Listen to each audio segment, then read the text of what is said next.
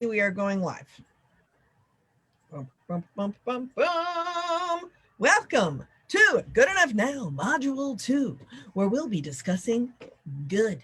Not great, not exceptional, not amazeballs, but just like, all right, good. We'll work on that part. That's the big plan for today. Thank you again for folks that I would refer to as the guinea pigs of the book club. Well, one of the things that we were talking about before we went live is that I think that as a white queer woman doing social justice and diversity work, if I had had a group of other people who were like ongoingly struggling and digging and reflecting and avoiding and defensiving and diving in and getting excited and then whoa, getting defensive again. If I had had that group, I think that I would have gotten my work to a more elevated level or a deeper level. Can you be elevated and deeper? Sure. I would have been able to elevate my deep work better. And so one of the things that I wanted to do in starting off 2021 was to be able to showcase what it looks like when you are doing your own work and your own sense of responsibility. So what I love about this book club, which by the way, I have had vehement arguments with the author of this book about, but what I love about the book club is that the questions in the book club are not the activities. You get to do those at your own pace, and they're about you and your own life and your own experiences and how you're doing and how you're not doing. And some of you took the survey. I know this because I got emails all week long, but if anyone watching on the live stream or the recording or something, if you're interested, one of the things that you can do is a self-assessment survey, which is at goodenough.now.com/survey to determine whether you are a head, heart, action person. Spoiler alert, you are all three. The higher your emotional intelligence, the more likely you are to navigate between what kind of variable you need to show up with. My parents were not divorced, but there is a very strong pattern of childhood divorce and navigating multiple houses with multiple house rules that seem to automatically equate to being able to shift between head, heart, and action. But in this particular module, chapter 1 and chapter 2, there were a number of different activities for you to be thoughtful about. And you may have noticed that it's easier to be thoughtful about those people over there and let's figure them and stick them in a box. That felt good. And then I would force you to, like, now that you've done that out there, now I need you to do this for yourself. So again, the survey is goodenoughnow.com/survey. You're welcome to take that. After you do kind of your work, then the reflection questions are about like, how was that? What's that doing? And that's what we're going to talk about today. So there are 4 questions total. Those of you that are playing along in the Canvas home game, you only had to answer 2 of the 4, but we'll be going through all 4. And I have read your things in advance. And again, they were amazing and incredible. And it makes me like astonished. And I'm like, I should totally read this book. And then I remember I wrote the book. But it is fascinating to me how similar patterns show up. So like, for example, question number 1, I'll pose this out to y'all again, is what archetype do you think describes you and why? Head, action. Notice we're putting 2 together. So head action, heart action, or head heart. You can also take the quiz again at goodenoughnow.com/survey. I won't say that again. But which one of you, which 2 do you think you use the most of? And even how you will respond to that, I can like further diagnose you into a category. So for those of you that are new to this, how I'm going to cliff notes this, and then you feel free to add in any edits that you may have. Heady does not mean smart. It means detail oriented. If this was a lamp, it would be one of those downward facing desk lamps with a light bulb that illuminates one small circle, right? I married this person. Heart does not mean emotions. So Anita, one of the things that you were talking about in your thing, I always screw up too. According to my therapist, emotions are rational responses. Still working on this. So in this case, what I mean by heart isn't touchy-feely mushy bits, but heart are the big ideas, big ideas. So if heart was a lamp, it would be one of those ones from IKEA that has one light bulb in it and faces up in the corner and illuminates the entire room. Upon dating my now partner, I had to get rid of all of these lamps because there was too much light. I don't even know what that, I didn't know that you could have too much light. And now we live in a very dark house with no overhead lights. I begin to understand. So head is a downward facing lamp. Heart is an upward facing lamp, right? Details, big ideas. Now, some of you, for action does not mean exercise. Chill out, okay? Action or inaction, which is also an action response, it literally means doing the thing. These are like our volunteers. We burn out our volunteers because we make them go to a meeting to learn how to be a volunteer. And they're like, I have a pickup truck and a ladder. What do you need moved? They don't want to go to a meeting. They want to move shit. So action, if they were a lamp, would be like a strobe light. Possibly fun, a very bad reading lamp, right? But that's kind of how to think of the three variables if they were lamps. So question number one, again, I'll start. Who would like to break the ice? Which archetype do you think best describes you using two of the variables? How do you think you most often show up? Head action, heart action, or head heart? Who wants to go first?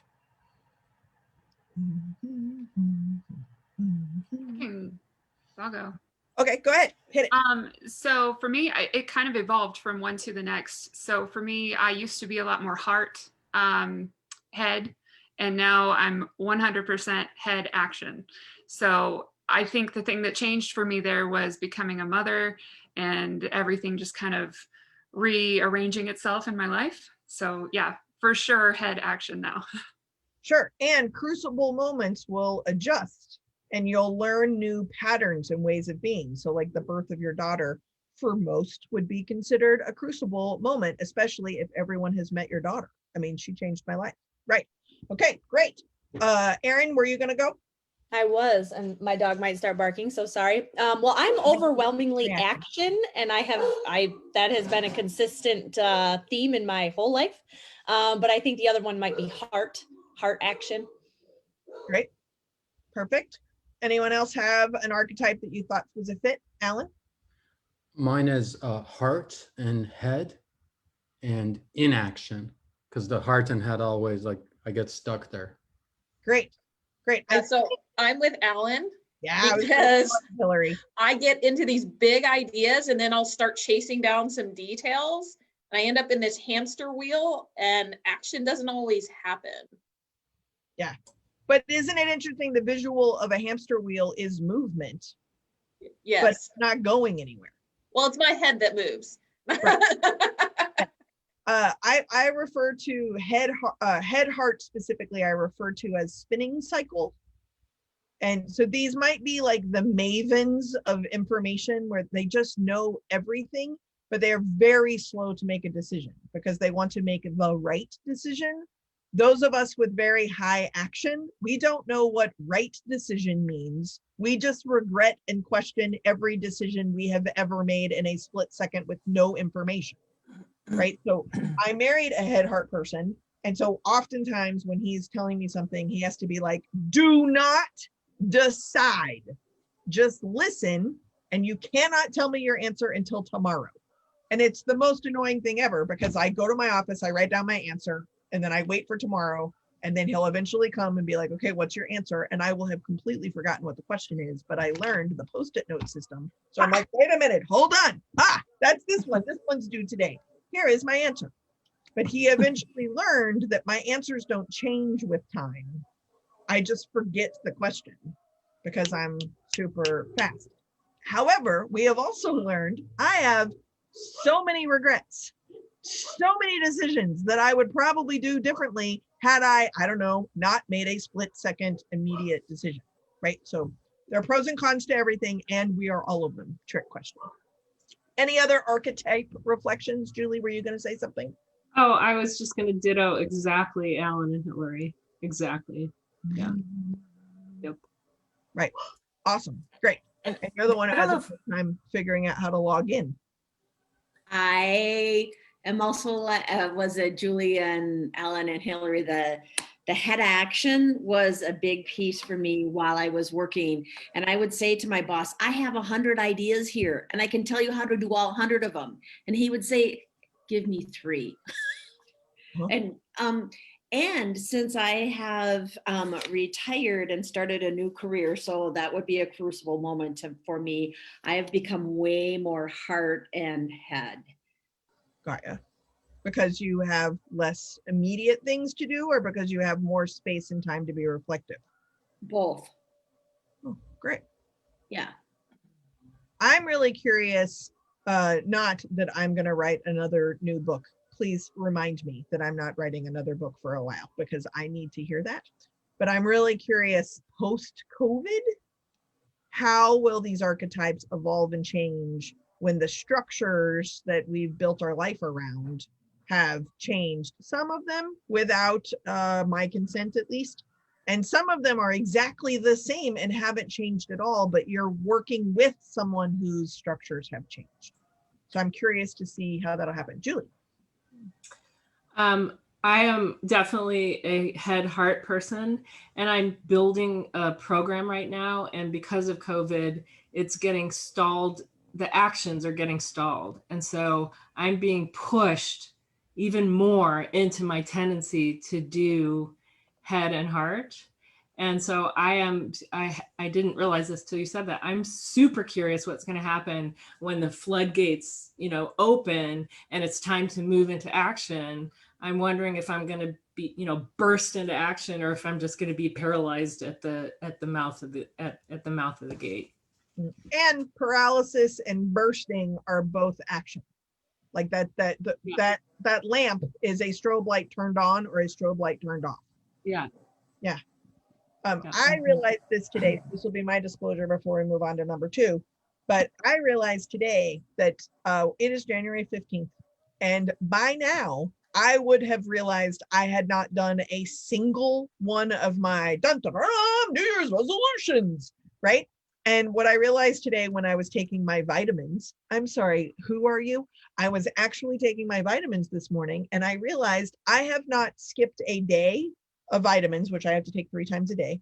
I told myself I would drink 5 of these a day. 2 days since the beginning, I have not gotten to 5, and I got to 3, which I'd like to point out is 3 times more water I normally drink.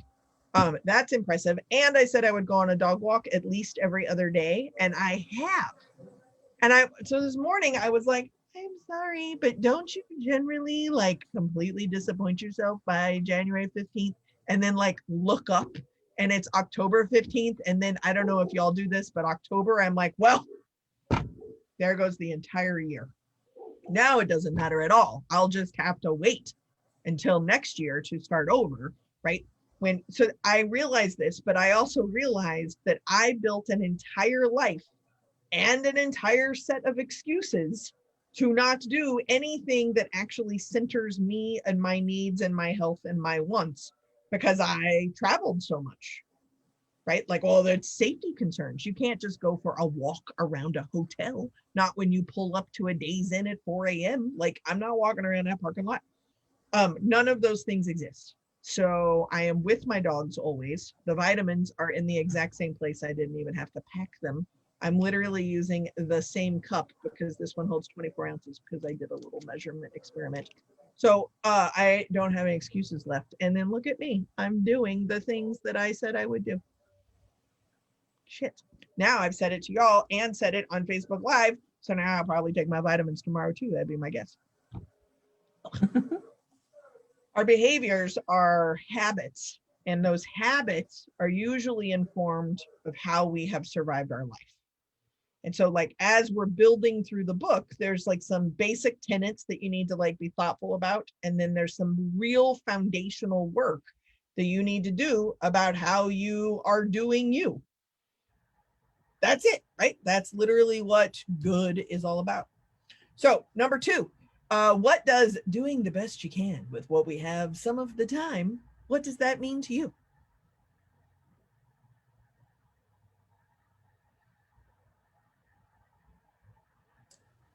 You don't have to raise your hand. You can just unmute and jump right in. I feel like I'm in class. I'll let you know if you're being obnoxious. So for me, it was, I kind of had to explore that because when you're figuring out your archetypes, when you're figuring out like how you react to things, you really do have to like look at yourself and see, you know, your surroundings, your situations, and you're just there. They exist and you're in them, and there's really not a whole lot that you can change, especially right now in kind of all of our lives. So doing the best I can with what I have really, to me, means accepting that my archetype changed. And I didn't realize that it was going to. And if I had my choice, I would be full on heart, you know, like that would be me, just because, you know, as an empath, I tend to do that a lot more. But I was kind of forced into, not in a bad way, but kind of forced into being a head action person more than I ever thought that I would be. And it's because I was analyzing my situation and kind of doing what I can with it. And there's my answer.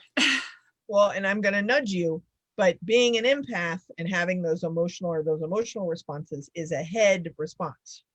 Yeah. You haven't necessarily shifted versus the big ideas showing up, right? Mm-hmm. So it's very confusing. I tried very hard for it to not be a heart, but taking a picture of something that was an idea, I also thought a light bulb was overused. So you got a heart with wings. Other thoughts or comments about doing the best you can with what you got? So for me, it was a little bit freeing, and then I feel like when I grew up, you had to like do the best at everything. Like there's some room for not being the best, but there's always that expectation that you need to try as hard as you can to not fail. And I feel like this phrase in particular allows for those failures and for that growth and being okay with not being perfect. Like embracing the imperfections, because that's actually what moves us forward, and that's how we grow and change and open our mind to new ideas. But I feel like there's a lot of societal pressure that gets put on and you take on from an early age. And at what point do you kind of shed that and make your own way and understand that that's okay, that you have to live for you and grow and change based on your current situation and where you're wanting to move through life, versus trying to make other people happy based on what I'm achieving or based on how I decide to move forward. And you know, for me, it took a long time being able to step past what my parents wanted for me and vocalizing that. And that was a huge deal for me, to tell them, stop telling me to go to law school. It's just not going to happen. And every time you bring that up to me, it upsets me. It damages our relationship, because that's not the direction I'm going.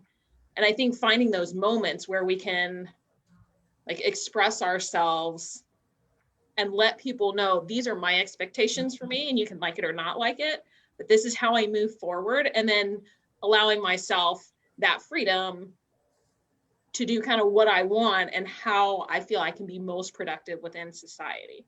Mm-hmm. I really liked how you said that, and I'm getting ahead, but I just want to like plant this little seed as to where we're going. So I like to call this whole book, I call a Trojan horse diversity training, right? Is that there's no handouts, there's not a PowerPoint that comes with it, but when you're doing your own work, when you're taking responsibility for yourself and who and how you are, and you're doing the best you can with what you got some of the time, this is so fundamental to doing diversity, equity, and inclusion work. So I'm going to take, Hillary, what you just said as an example.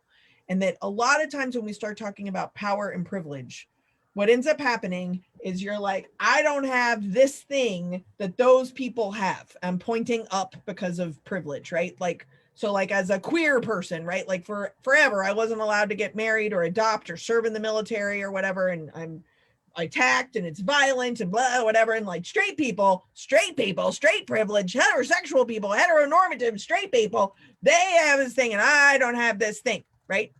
But then there is the ability of looking this way at subordinated and marginalized folks and realizing what you do have that they do not have.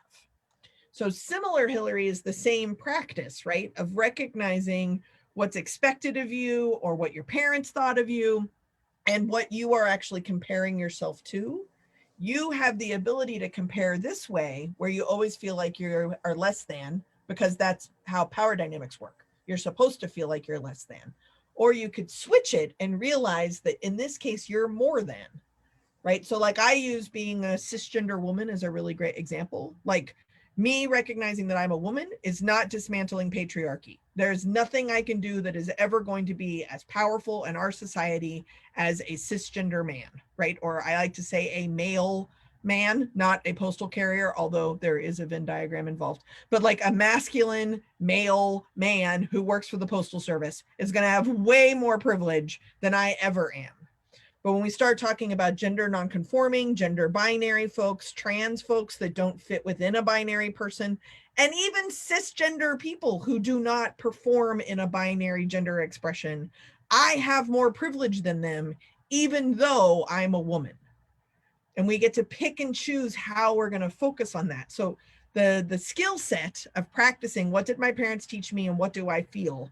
And how does that still show up in my life every single day, right? So like Hillary used the expectation of law school because we were evidently raised by the same parents.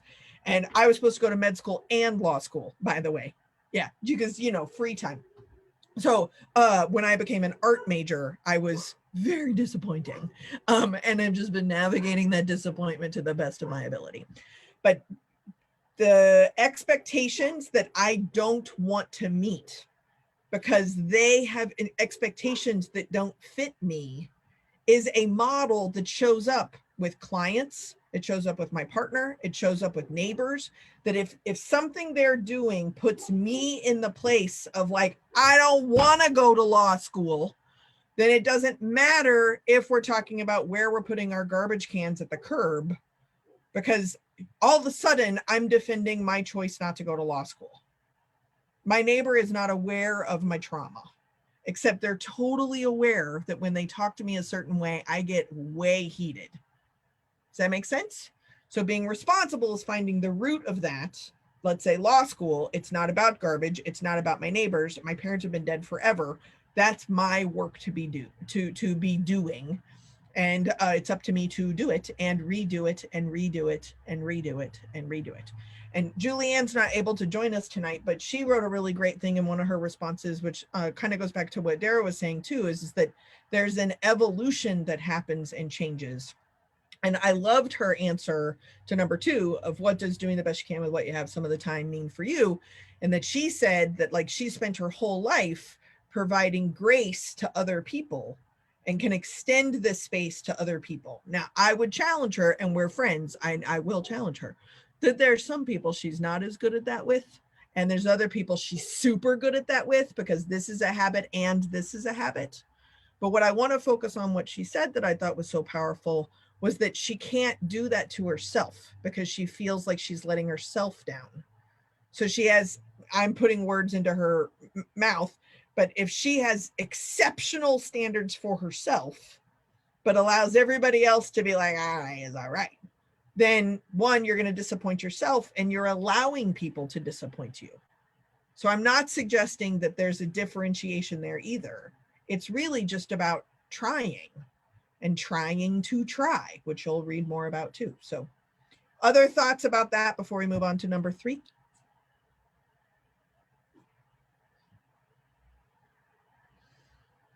Deep thinking. Alan, you're making a thinking face. Yeah, I mean, I was just thinking the head and heart.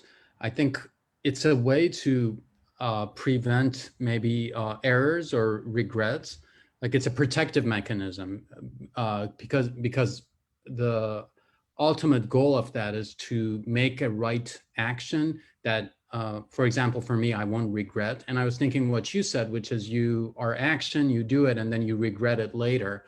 And I think a way for me to be okay with that and move to action is to know that, hey, mistakes are going to happen. And as long as like, instead of being 99% sure that the action, it's not going to be a mistake, I've lowered the bar. And I'm like, as long as I'm 70% sure that this is a good decision, I'm going to make an action. Mm-hmm. And I would throw out another friend of mine who is not part of the book club, so I will not use his name, but he's a very good friend of mine, and he is a head heart person. And he has created an entire master plan of his entire life because his goal is to completely retire by the time he is 50. That is his plan. And COVID happened. And he has realized, number one, he has no interest in working ever, that he loves not working. I took COVID to find that out because he's the kind of person who's had like 4 full-time jobs as long as he possibly could. He's been an entrepreneur. He's a ladder climber. He's got every degree in the entire world, etc. He had no idea that actually walking my goats, not my goats, but his goats, walking my goats is fun. Like he'll go on a 10-mile daily walk with his goats and that he's good for the day. He did not know this about him. Again, I'm curious how COVID will be impacting this.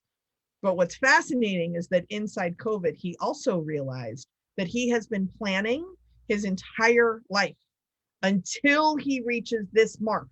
And once he reaches this mark, he just moved the mark and he created something else. And then he moved the mark and he created something else. And then he moved the mark and he created something else. And he had not been living his life.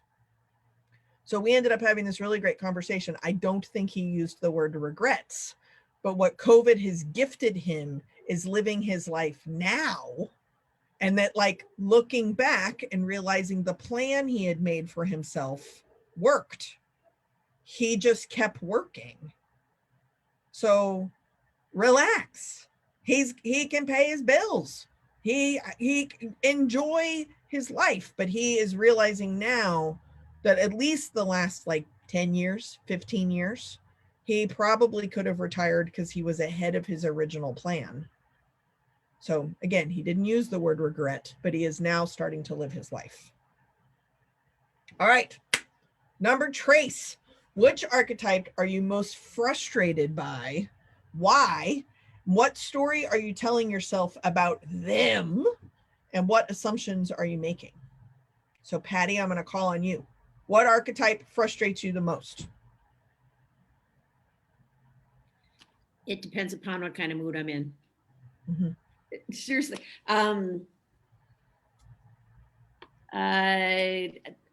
A head person actually often will frustrate me the most, even though that I traditionally have been more of a head person, because like they have to plan everything and be so rigid and be so organized. And so a head person.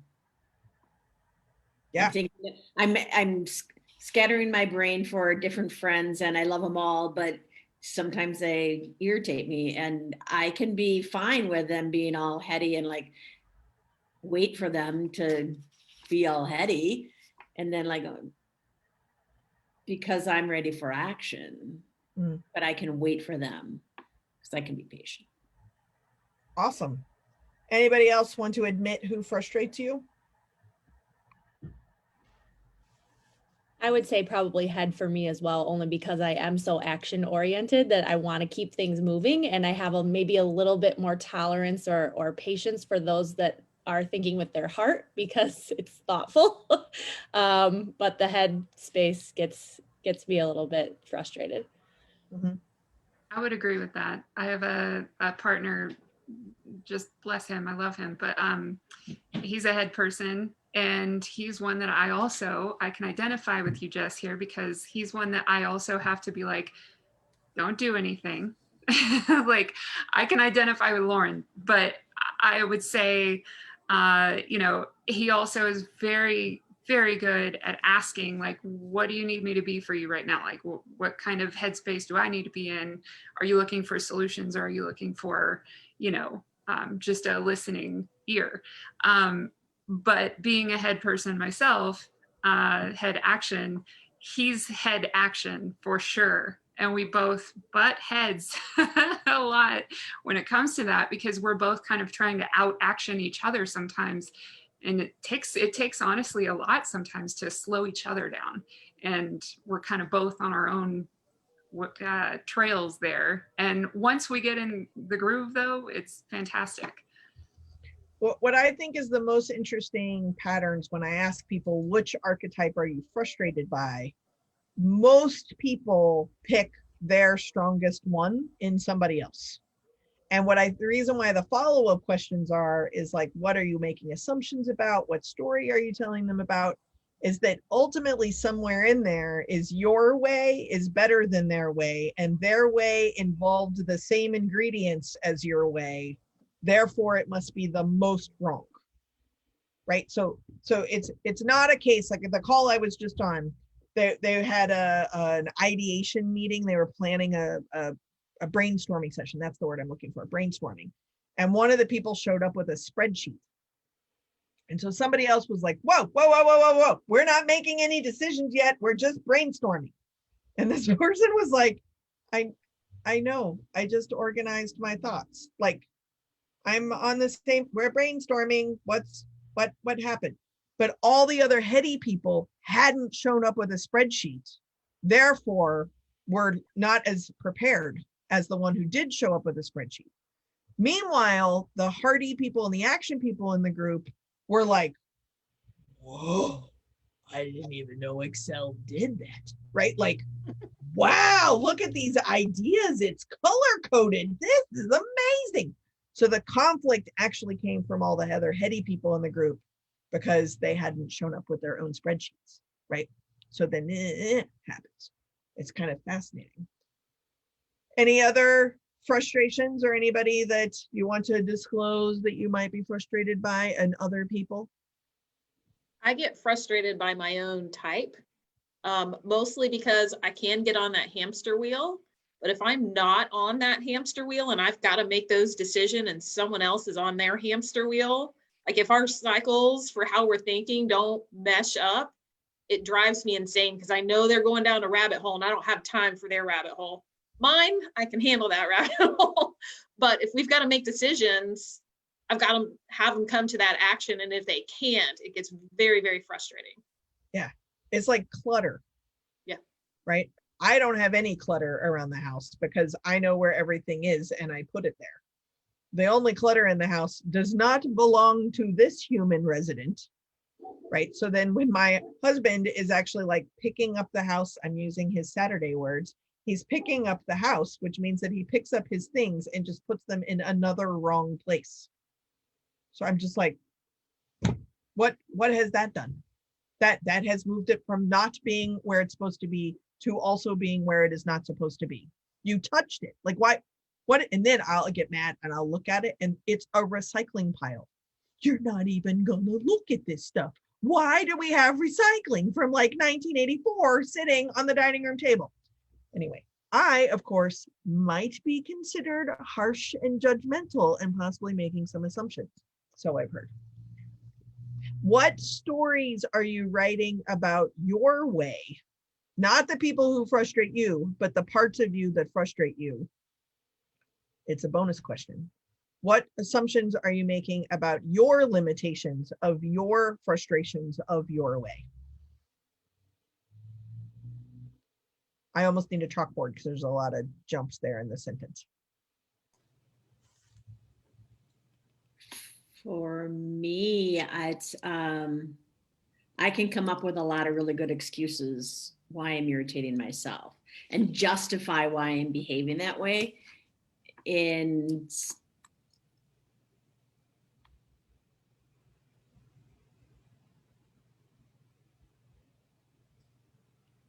it's amazing to me when I flip the question to me, I'm so much more comfortable naming my behaviors as to why they are frustrating to other people, and I'm wrong about it. But okay, so then what assumptions am I making about me and my type that frustrate me? To apply the same skill set here is like, ooh, I can tell you what my like shortcomings are. Is that what you mean? No, that is not what I mean. What I mean is the stories or the assumptions you have written about your perceived shortcomings that frustrate you. Those stories are either like, yeah, I'm just not good at that, right? Like, let's take cooking. Evidently, to be better at cooking, you're supposed to like read recipes. And they have like measurements and stuff, and you do stuff, and it involves planning and like pre-planning and meal prep. And then there's the like, you buy a thing of turmeric, and then you got all this other turmeric left. When am I ever going to use the rest? What is the small? Can I just buy a teaspoon of turmeric? No, you can't. You're stuck with turmeric for the rest of your life. This is why I can't cook. None of this makes any sense because I'm like an anal retentive, map following, direction reading, step by step anal retentive person. But for some reason, when it comes to cooking, no, I don't want to.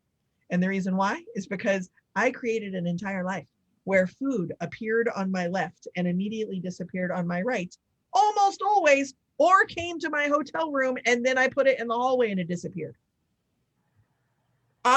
Wait, you're telling me in order for me, who eats emotionally and out of anxiety, I am in charge of doing something that creates the caloric combination of things that I'm supposed to put in my face?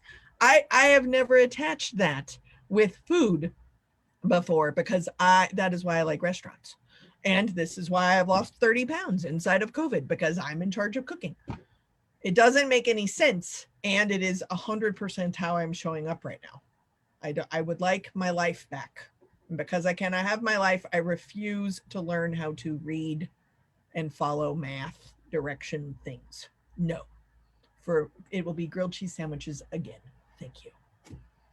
That is very frustrating for me. And I've gotten very good at grilled cheese sandwiches. Any other self-frustrations, self-assumptions, little pattern things you'd like to name about yourself before we move along? Go ahead. There I go, raising my hand again. So for me, I get frustrated because sometimes I find that I cannot relax until everything is clean. And I, please. What's that? Please come visit. Yeah. But it's to the point though, where, you know, I have a 2-year-old and so that doesn't pair well, you know? So I spend a whole lot of time stressing about needing to clean up a thing. And what frustrates me about that, and what the story that I'm writing in my own head about that, is that I can't relax until everything's clean. That's not true, but in my own brain, I'm going, it's still there. Like it's bothering me until it's done. So I have to get it done. So what I've been really working on, and part of this, I mean, has been through this book and kind of exploring that, is making myself kind of take a step back and wait and relax a little bit more and kind of take in what's happening in the moment instead of worrying about, you know, how organized it's going to be later. So that's definitely a frustration with myself that I'm trying to fix. Yeah, sure. Another moment I can share, if this is helpful, when I'm glad that you talked about kind of the voices in your head kind of piece, or them, right? Is that in this good section, chapter 1 is party of one work, chapter 2 is them. So one morning, this is actually when we still could go to work. And my husband put on a sweater, and the sweater had a snag in the back of it. And the snag 100% was because he didn't put it away correctly. And then it got caught on a coat hanger, and the coat hanger tore a hole in the sweater. So there's a hole about the size of a quarter in his sweater, and it's on his back. So he puts the sweater on, and I was like, you can't wear that sweater. I have to fix that sweater. I don't even know how to fix that sweater. I don't even know how to darn a sweater. I have to figure this out. I start Googling it. And he's like, it's cold. I'll be wearing a jacket. I don't care. And I was like, you are contemplating leaving the house in a sweater with a hole in it? What are people going to think about me? Yeah. And literally my husband was like, probably nothing. They don't know you exist. Why would they think that what is your connection? What is the connection? And I realized, without realizing it, that the connection is that I had let my husband out of the house that way. Okay, first off, remember when I was talking about the patriarchy just a second ago? I don't own him, right? He has no fashion sense. If I was going to start with fashion sense training, it would not be on him. And a sweater with a hole in it is the least of his fashion problems, the least of it. But my value as the keeper of his fashion expression would be judged by anyone who happened to see him with his jacket off. Therefore, you are insulting my grandmother. Like, all of this just like happened. And Captain Transcript was like, excuse me, I'm late to work. May I please go to work now? That is so me and my value and stories and systems and all of this kind of stuff. still there. So the sweater still exists, and he refers to it as the sweater that offends my grandmother, and he still wears it. And he is correct. Who cares? And I'm working on it. Send me the sweater. Do you know how to darn sweaters? I know, but I'll figure it out. So would I. What's even better is that, of course, this is like a clearance rack Old Navy sweater that I bought 1,000 years ago that I didn't like to begin with because it's not the right color red, but he wanted a red sweater. Anyway, he also has a gray sweater that he refers to as the gray sweater that he replaced the gray sweater that I hated because I had a hole in the elbow. This is who I married. It's called karma, is I think. Okay, number 4. Why is it easier to analyze or judge others' behavior other than your own? Oh, I know. Take it for the win, Julie. When somebody irks me now, one of the first things, if I'm being conscious, that I do is ask myself, what disowned part of my own I'm projecting on them and then not liking them for it. Because it allows me to focus my energies on that rather than on that same part in myself. And ultimately that makes you a better person and a way less interesting person to go on a road trip with. True. I mean, I would tolerate it largely just because I'd be so excited to go on a road trip with anyone. Right? What's a road trip? I know, exactly. Yeah. I was having a conversation this morning about that, where we were actually saying there's a little bit of everybody who would paint their face red, white, and blue and go to the Capitol building with no shirt on and a fur hat with horns on it. Little bit of all of us in that guy. And also a little bit of all of us in that same guy who insists on eating organic in jail. Who in this case is the same guy. Same guy.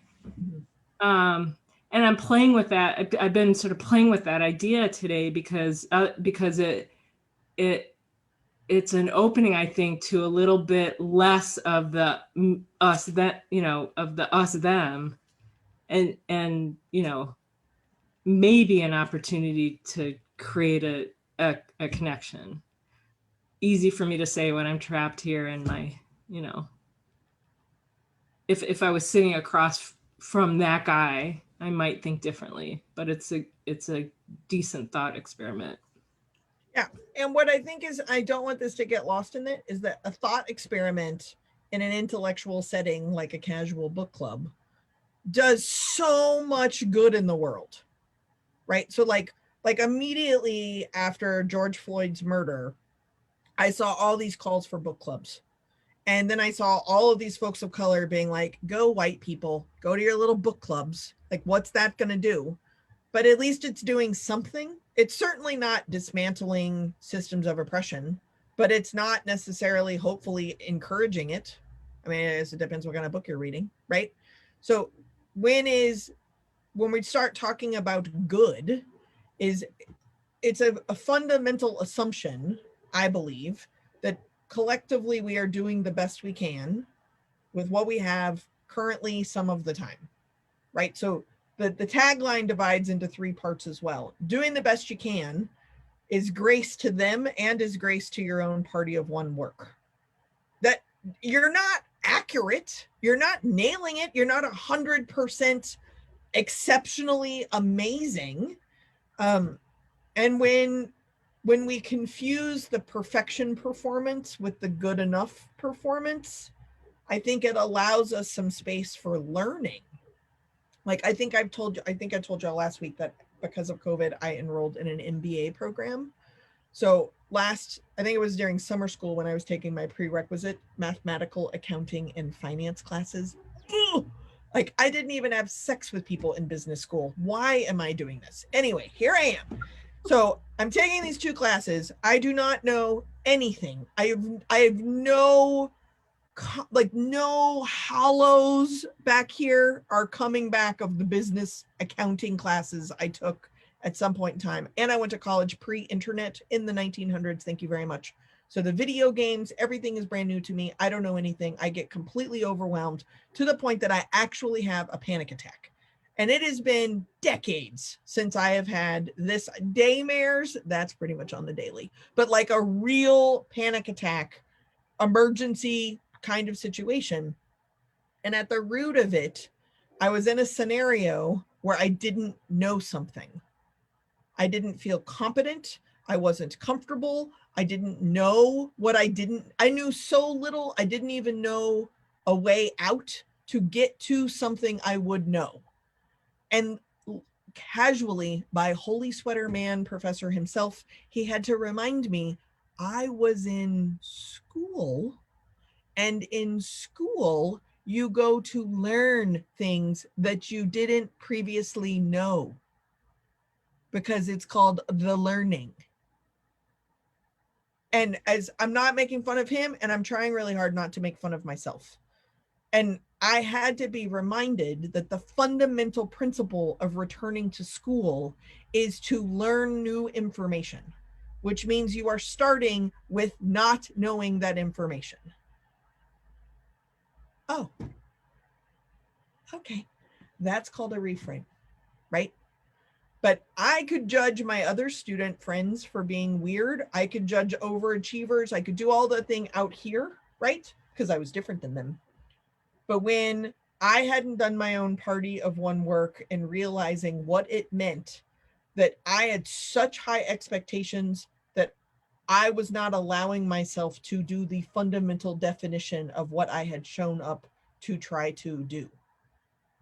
That is the ugly underbelly stuff of the not perfect, not exceptional, and yet still good. How does that land on y'all? Or similar or not similar stories? I can definitely identify with that. I've recently gone back to college after 20 years of not doing that, and had the same moment where I'm just absolutely out of my mind trying to figure out how to do stuff. And I had a professor this past semester that I could not win. Like, no matter what I did, how hard I worked, it just wouldn't fly, and I would get docked points and stuff. I ended up doing okay, but at the time I was like, I can't do this. But then I quickly had to realize, like, I'm here learning, and what he's doing in his weird roundabout way was making me learn. And instead of, like, just letting me kind of drive the class, for myself, he was being hard on me so that I could learn. And now I know all the things about English literature. So All the things. Just all of them. For me, my experience, it was doing my master's program. I was 2 classes into it, and I got a paper back that was red marked about all of the grammatical errors. And so I called up my professor. I said, I have to quit. And she said, why? I said, because I can't write papers. And she said, Patty, your content is really, really good. You might want to just use the writing center for proofing your paper.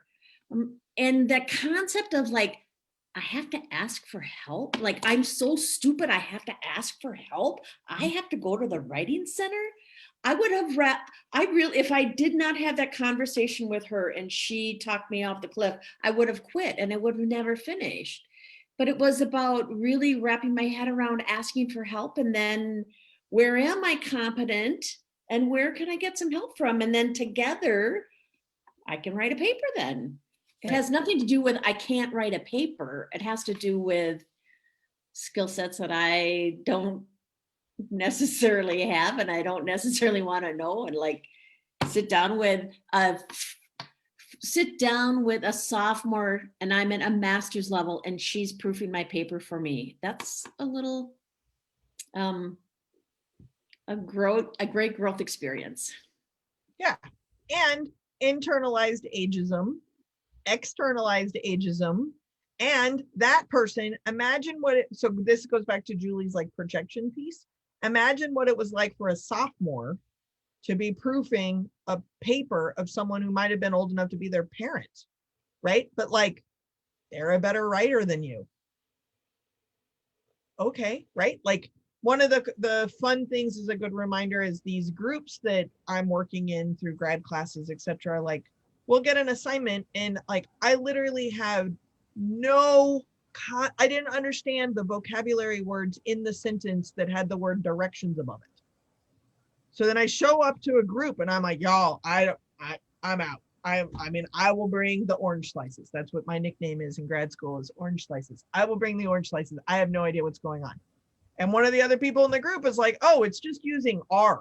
And I'm like, that's a letter. I don't know what that means. What are you talking about? But like, it's some program, something or another that she's super competent in. Okay, great. Well, Miranda, you're up. Good. Thank you very much for getting me through grad school. Right? Next assignment or next piece of the assignment, you have to do writing or editing or accounting or finance work or reading comprehension or presentation skills. Wait, we have to do spoken word presentations? Hold my orange slices. I'm up.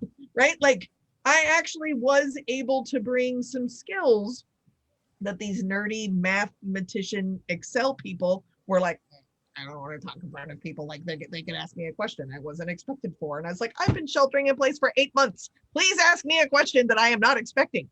So knowing what your strengths are is just as important as knowing what your weaknesses are, and asking for help and allowing someone else to actually use their weaknesses and their strengths with you too, is making connections, not just an exchange or transactional experience, but actually a human connection. Anita, were you going to say something? Did I imagine that? I'm just agreeing with everything. So I'm just like, yes, that. I think I was thinking about, I think we're hard on ourselves about certain things that we're not good at because we perceive everyone else is good at them. But I'm going to throw out an example. It seems like lots of us in the world aren't great at math. So, you know, reverse it. If you were all of a sudden doing something, you're like, I haven't done math in 20 years. You wouldn't even expect yourself to remember how to do the things that you could do when you were 17 in high school in math, you know, especially if you're in a liberal arts field or, you know, got degrees that took you away from math. I don't know, because I have teenagers and college students in my house, you saw a couple of them. I kind of go through this all the time. Like, well, you're really good at these other things. We are currently sitting at the counter talking about something you're not as good at, but you're still good enough, you know. What a great idea. Well, there's my whole contribution for tonight. You're good enough. It's good enough.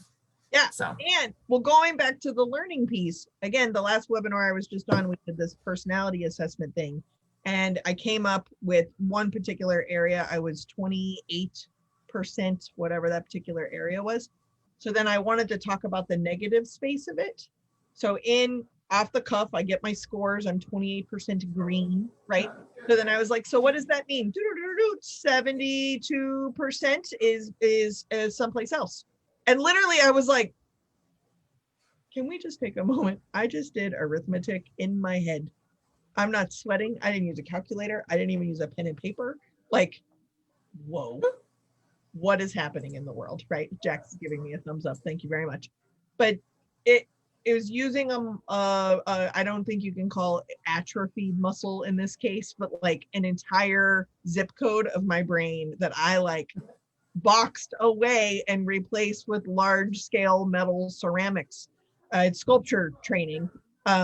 But subtracting a number from 100 has become a quicker skill for me. I don't know if that qualifies me for an MBA, but it is a starting place, right? Baby steps. Jax, did you want to say anything else? Not about my math skills, but just in general about assumptions and frustrations and the models and how everything is going? Yeah, I guess. Yeah. I agreed with a lot of the assumptions, and I wish I had your husband tell me when I tried to go to grad school that I was there to learn, because I unfortunately didn't talk to a professor when I was ready to quit. I just quit. And so I never did get the degree I wanted. And it was like, there was a lot of judgment in my head about, well, this should be really easy for me. It was a computer science master's to go with my accounting and my CPA, and I should be really good at this because I'm an accountant, I'm a CPA, I use computers every day. Well, you know what? They were two totally different worlds.